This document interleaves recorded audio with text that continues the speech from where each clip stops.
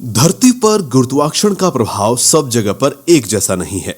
गुरुत्वाकर्षण बल कम ज्यादा होने की वजह से महासागरों की सतह पर पानी के लेवल में कुछ जगहों पर गड्ढे पड़े हुए हैं। सबसे बड़ा गड्ढा भारत के दक्षिण में हिंद महासागर में बना हुआ है। आज इस वीडियो में हम जानेंगे क्या धरती पर समंदर तल पर सब जगह एक समान है, यानी एक बराबर है। कुछ साल पहले यूरोपियन स्पेस एजेंसी के गोके नाम के सैटेलाइट ने हिंद महासागर में पड़े इस गड्ढे का नाप निकाला। तब चौंकाने वाला आंकड़ा सामने आया। महासागर की सतह पर पूरा 2000 किलोमीटर के डायमीटर में एक बहुत बड़ा गड्ढा बना हुआ था, जो समंदर तल यानी कि सी लेवल से 120 मीटर यानी 395 फीट नीचे है। लेकिन अगर आप इस महासागर से किसी जहाज में गुजरेंगे तो आपको इस गड्ढे में होने की कोई अनुभूति नहीं होगी। इसका कारण यह है कि इस गड्ढे के डायमीटर के अंदर जाने के बाद जहाज एकदम से गड्ढे में नहीं उतर जाता, पर पूरे 1000 किलोमीटर केंद्र की तरफ गति करने के बाद जहाज समंदर तल से 120 मीटर नीचे उतरता है। इतने लंबे ढलान के बाद आप वापस चढ़ाई भी 1000 किलोमीटर की तय दूरी करने के बाद करते हैं। उसके बाद जहाज फिर से 120 मीटर ऊपर आ जाता है।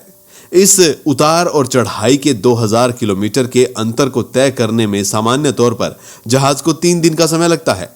आखिर 3 दिन तक 2000 किलोमीटर का बड़ा सफर तय करने के बाद जहाज में बैठे किसी व्यक्ति को यह कैसे पता चलेगा कि यह एक बड़े गड्ढे से गुजर गया?